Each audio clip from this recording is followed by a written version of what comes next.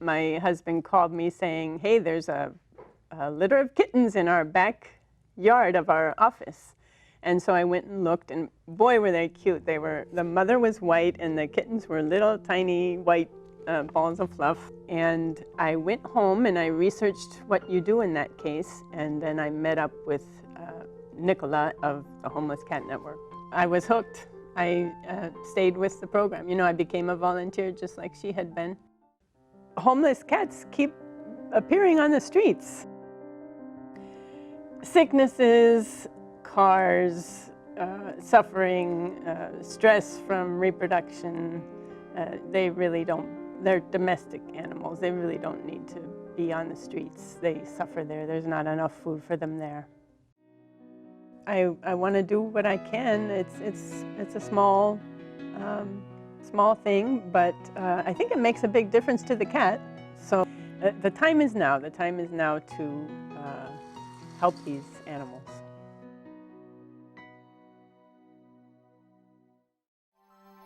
Sometimes it was one meal a day, sometimes there was none, but I was just happy to be there.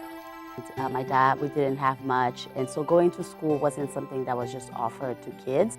And there was a part of me that always somehow knew that if I just learn how to read, if I stay in school, and if I go to school, my life will be different than what it was at the time and what I was seeing around me for myself and so many friends and so many mothers around.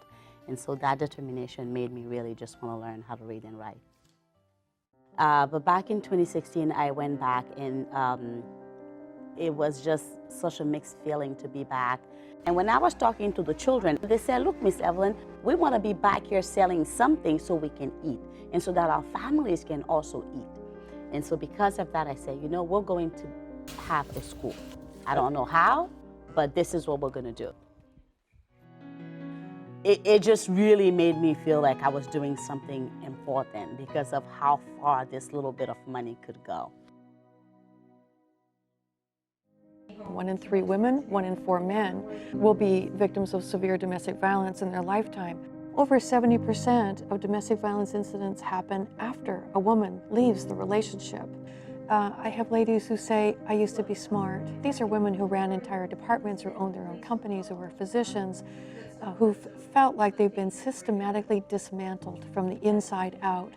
I have women who've had hidden cameras put in their smoke detectors, in their light fixtures in their home, in the shower. Your car can turn into a listening device, a tracking device. It is possible to drive someone crazy. And to see them, oh, I've got a plan now. I've got people I can call. I've got things I can do. I love that. I love that. And that's why I do it, to see that hope and that light return. So I broke my back snowboarding when I was 16. Took a jump gone bad, fell, and that was that.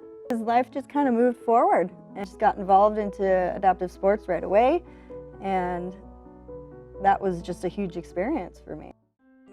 My experience is from being disabled and kind of living an active lifestyle through recreation therapy, essentially, gives me the background to connect with my patients as well, the veterans that I work with. I have that kind of in with them where they can't really say no to me. They can't say, you don't understand, you don't know what you're talking about, because I do, and they trust me. And so they're able to have real conversations and get really down to the nitty-gritty type of personal things that they might not be able to ask other people. You have a choice. You can either be happy or sad, and whatever path you take, that's on you. So I chose the happy path. Yeah. I grew up thinking I was an American kid, but never in my mind did I think that I was an undocumented immigrant. I felt that I was the only person in this country that was undocumented that was trying to go to college, because nobody was talking about it back in 2008. I thought I was the only one. When I found out that I was undocumented, I was still trying to put the pieces together of what that even meant. Who am I, what can I do, and who can I trust? It started with this blog and me putting local scholarships onto this blog, letting other people know these are the scholarships that got me in and they can help you. I hope they can, and here they are. And yeah, in 2014, the competition opened up, Voto Latino Innovators Challenge, and it was asking anybody in the country to solve a problem using technology to solve it. So I pitched my idea and I made it to the top 6 in the country. And I went to DC, pitched it in front of the judges, and I said this is what the app would look like. It would serve all of this population. I went through this a couple years ago. Thousands of students are going through it today still, and no one is doing anything about it, and I have the solution, and I want you to support me to fix it. So I won first place in the country, and I came home with $100,000 to be able to launch my app. At Downtown Street Scene, we like to say that homelessness is an experience, not an identity. Just because you happen to be unhoused, that's not what defines you. And you can imagine what that does to your psyche, to your sense of hope, to your sense of dignity, to your sense of motivation for a better life. When you walk down the street, people are trying to avert their eyes and not recognize you as a human. It's really damaging. And so overwhelmingly, the folks in Palo Alto, when we were getting started, said that was the worst part about the homelessness experience.